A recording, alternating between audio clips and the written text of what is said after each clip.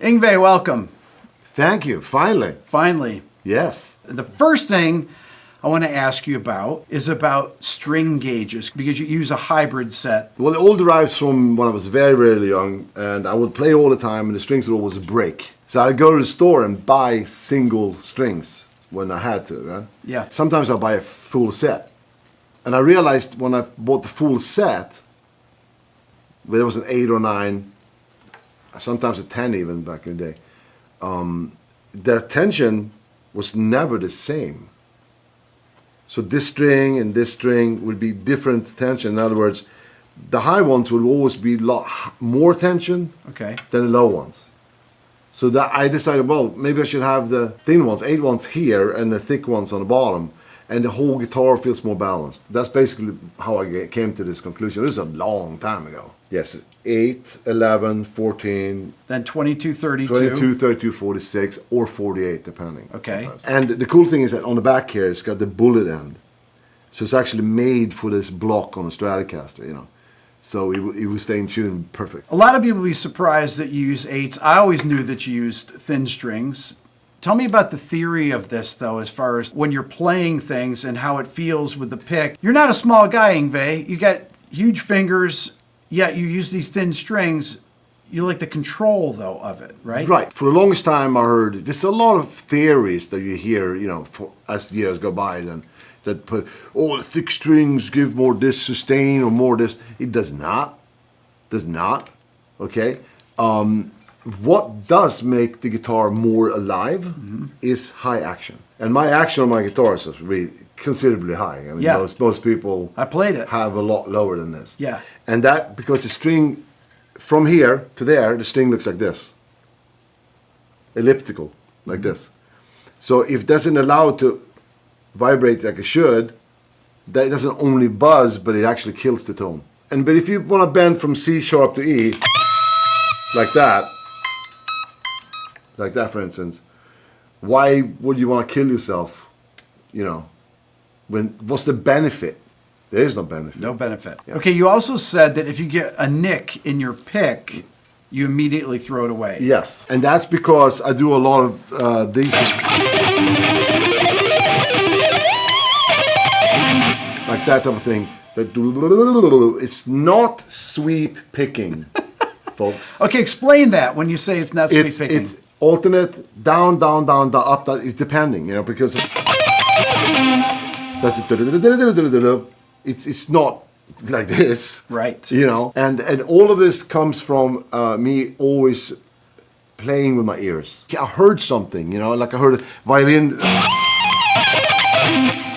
something like that. That's not a guitar lick, Right. you know, and I just heard it from either Bach or Vivaldi or Paganini or something, you know, like these things. And I heard it played on the violin or even on the piano, and I liked the cascading notes, I liked the vibrato. I heard that, and I said, I'm not doing it on the guitar. It was no, hey, I wonder if I look this up on internet. No, there was no such thing. As I was doing this, all I did was listening, because I would go to my studio, I would record it, and I would come back and listen to it, I would go home. And the funny thing was, in the late 70s, there was 2 cassette speeds. 7 inches or 7 point something other inches, and a Technics and a Philips in the studio, in the house. So it's like quarter note difference. Right. So I would record every day. And the next day I would listen to it and go, oh, that's good. It was a little bit faster. Okay. So incrementally, everything was getting faster and faster for me, saying, I'm not going to not be better or faster than I was yesterday. So you hear something from 1977 or something, I would play that line, for instance, and that would it would be faster and faster and faster and faster and faster. It's really crazy. But anyways, to get back to the long answer about the picking, I never thought about how I was holding the pick. Okay. I never thought about how I was dividing the picking Right. up, down, this, that, whatever. I never thought about how I did this. Nothing.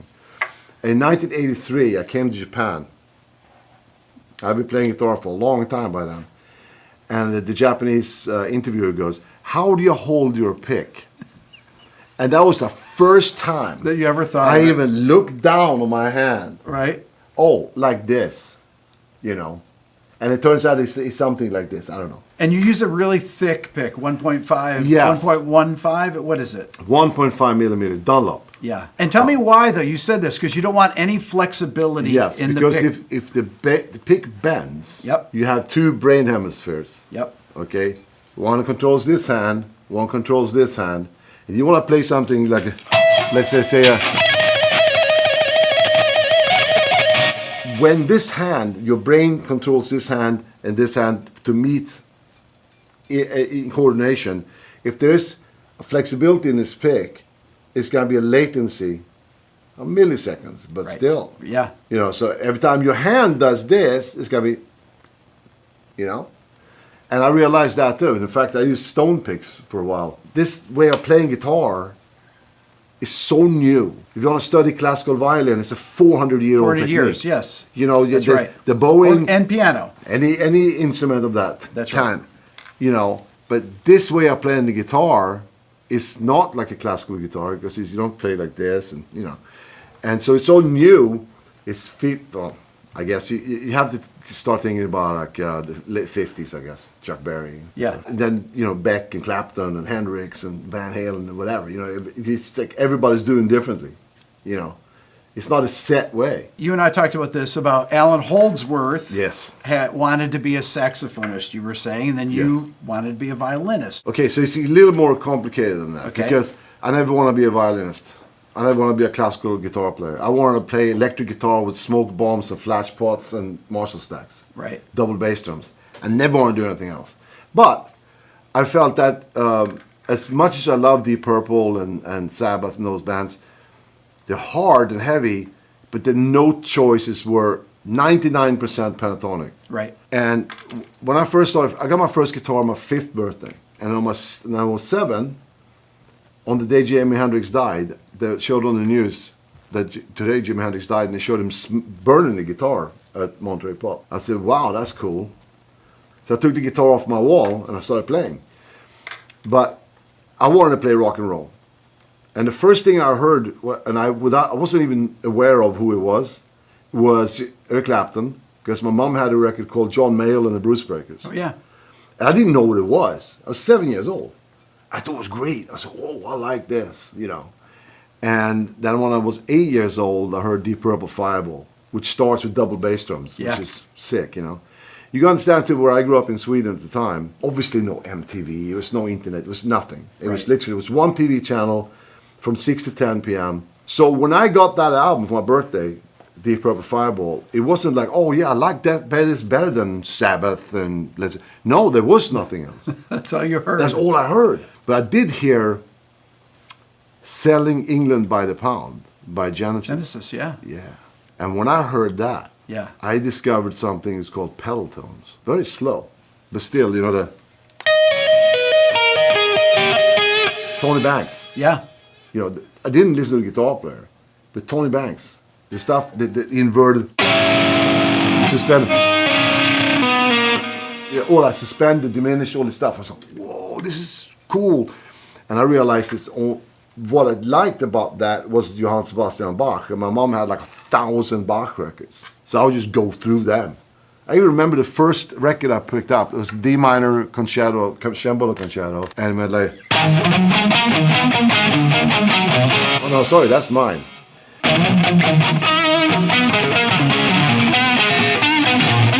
Something like that. Yeah. I love the sound of rock, the sound, you know, the stacks and the stuff like that. I don't want to play classical violin. How did you start incorporating these ideas, though? Did you just Mostly listen to by the just records? listening to it and get the feel. And I was already aware of the scales Yep. and the modes and keys, and I knew that each key starts on a root and then a root, and these are the notes you have to play, and these are the notes you don't play. Right. I had that very early on. Right. Yeah. So I learned how to listen and pick things up extremely fast. It was figures that I like this thing, pedal notes, for instance. That could be, or pedal note could be a lot of different things. This is da da da da da da da. You know, whatever you want to do. First time I heard you, and I heard you play those pedal lines like that, so clean and so fast. I thought, how's he do that? And then I see videos of you playing, and your right hand is so, it looks like you're hardly even doing anything. I'm not. You're not. No, I figured that, you know, again, I never thought of it that way until so many people started analyzing. Yeah. It wasn't like it happened overnight, you know. I mean, I was freak. I'm talking a freak. I literally didn't do anything but play guitar. It was crazy. Okay, so when did you first play a Strat and a Marshall together? Many of the youngsters watching this probably don't know this, but brands like Ibanez, Aria Pro, and many others, some called Osaka and, you know, Rickemann or whatever, they made Strat copies. Yes. And they were exact. Yeah. I mean, they were exact. Yeah. And they were maybe $300, something like this. I bought them, and I had them, and I scalloped them and everything like this. And then when I was about 12 or 13, I had a summer break, and my mom says, we got to paint our house. I said, oh, how much are you paying the painters? 2,000 krona, which is $250, whatever. Probably was more at the time. I said, get the paint, get the brushes, I'll paint the house. Big 2-story house, all summer long, on ladders. I painted this thing. And I went to the store, and I pointed at the guitar I've been looking at all summer. It looked exactly like this. This color, this neck, everything. And the guy says, it's 2,600 krona. I had 2,400. He says, that's $50, that's $40. No, it was less, like $20 maybe, something like this. The guy goes, no, you know, it's a corporate price. And come on, man, I worked all summer. You gotta give me the guitar. No. I'm like, and he goes, oh, I got this. And it goes behind, it's not even hanging on the wall. It's just, I got this old one, 68. You can have that. and I go, I'm going like, oh no. I went home bumming out that I had to buy a 68 Strat instead of a 75 Strat. The first thing that happened when I got the guitar was I thought the pickups were terrible. Mm-hmm. I was like, what's wrong? There's something wrong with it, you know. I just found out that unfortunately that's where they were. What about the scalloping? When did that? Yeah, that was another thing too. Since I was playing guitar all the time, I didn't go to school. Mm-hmm. So they said, oh, we got this luthier in the city. You could be apprentice there, and that would count as you did. You know, Sweden didn't have homeschooling. Right. You go to school; it's a law. You know. So it's apprentice. So I went there, and these guys were in lab coats. Okay. And they work on Stradivarius violins and stuff like this, and Newrig things too. I remember one guy came in with an Explorer with a busted headstock, and they fixed it. You couldn't even see the wood grain, nothing. It was sick. So one day a 17th century lute came in, and the neck had these really weird cutouts, like this. I said, I'm gonna try this. I just like it. I did one of those crappy guitars. I did on one of them. I said, well, nice, you know. So I started doing it on all of them. Do the half-round file, just go, yeah. Okay, so what did you notice when you scalloped the What I noticed was that so when you get the note, yep, the string goes deeper into your fingertip. You're not supposed to push it down like a sitar, you know. But so it's the same effect as having really tall frets. But what I do is I put the extremely tall frets, the Dunlop 6100s, mm-hmm. or whatever, whichever one is the biggest one they have. The one you can run a train over. Right. And scallop. So more is more. You scalloped your fingerboard on your 68 or no? No, that's 68. I went back and traded it for this guitar, the one that looked like this, the next week. Okay. I put some money together. So I gave a 68 for a 75. Okay. Because it was new. I remember when I took it home, I didn't scallop down until later on. Like that was, right around that time. Okay, so the Marshalls, you have about 1 million Marshall amps. When you're playing on stage, how many Marshalls do you have? What I bring with me on my last tour was 52 heads. Okay. And I think it was 24 cabinets. I'm not sure. I can't remember the exact. Okay, when did you get your first Marshall, and why do you play plexis? Tell me about this. So in 74 or 75, somebody at Marshall finally realized why people bought their amps. Okay. It was because of the distortion. The problem is, with a 4-input Marshall like that, if you don't turn it all the way up, it doesn't distort. Right. So what they did is split the preamp and the power amp levels. So you could have the power amp literally not working and the preamp full. Right. And those were called master volume amps. Yes. When they came out, they sold everybody wanted them. Took advantage of that because those 4-input ones that are now very valuable. Yes. All of a sudden, they use them for old boat anchor, How much did you buy those for? like $30. You told me that last night, and I was laughing at that. That's insane. And I one time I had a Boss pedal. Nothing wrong with Boss pedals. I traded it for Mark II 50 watt. Yeah. Which is, it looks like that, but it's a 50 instead, not the small one, it's a big one. Yeah. Also, I love the gray front Marshall, the gray front, and they Yeah. weren't popular either. Everybody wanted the black one. So I ended up getting the gray ones, which I really preferred anyway. Then later on, I realized that these amps here are superior because they have what's called a linear signal, like your input signal is linear. If you have something you can change the preamp and power amp relation, it will go like this. So your EL34s are not working, but your preamp is. So you get half the, because I don't know if you can tell here, but you're supposed to have like this oomph thing, which is coming from the power amp. And you also prefer 75 watt Celestials. Yes, I do. Because why? There's a concept that again, it didn't happen overnight, Yeah. Some people like to have these super distortion pickups, like hot pickups. So it's basically a dirty signal from the guitar. From the guitar, yeah. And then they have whatever they use, and then I like the greenbacks because the 25s and 30s and stuff.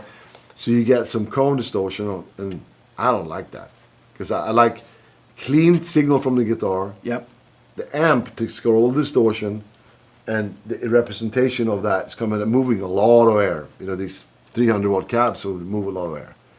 So that's just a concept, like start clean and clean, basically. And then your dirt is in the middle. Okay, so going back to learning stuff, you said you learned scales on your own. Not quite on my own, because I grew up in a household where people would talk about modes and scales. My uncle and my aunt are opera singers in the Royal Opera. Okay. And they would play the piano and sing all day long. It was almost like you would be ashamed of not knowing exactly what note on wherever each note's called. Okay. I know there's a lot of rock and rollers that don't care about that. And that's fine. But the way I grew up, that was sort of like, it's E flat right here. Yeah. So. Okay, but scales, arpeggios, all that stuff, you're just figuring these things out on your own. own. But to me, it was kind of easy. Because if you want to make it very simplistic, first of all, you can hear when it's the wrong note, That's the most important thing. Hopefully. In fact, when I was from like 10 years old, I used to live in the music stores. I used to take tube into the town. I would be in Soundside, Musikbuschen, whatever. The great stores, they had everything. And I would sit there, plug in, I would like play, and sometimes they would tell me, turn down, you're scaring away the customers. And then sometimes it would be kids coming in. I'm not knocking anybody. I'm just saying like how I, from the very beginning, played with my ears. Yeah. I would have kids. There were kids who would come in with their dad or whatever, and they would plug in and would play. They would bend the string because that was it's cool to bend the string. But they would bend the string not to a note that you want to hear, Right. And I used to call them Soundside guitar players because the store was called Soundside. And that was the first thing that I realized, that if you want the bend the string has to be the same note, wherever you do. And, same thing with vibrato. I was always very conscious about the vibrato. I don't like a fast one, And once I realized, how the notes are in the scales, and if it's minor and a major, it's the same thing. A minor and C major is the same thing. And then you can go into a little more advanced stuff like A minor, harmonic minor. It's the same as E Phrygian. And the E Phrygian in the major third, you can do diminished. It's like a puzzle, but it's not because it's all simple. It's math. So it didn't take me very long to figure that out. It was just a matter of me figuring out different figures, different patterns within.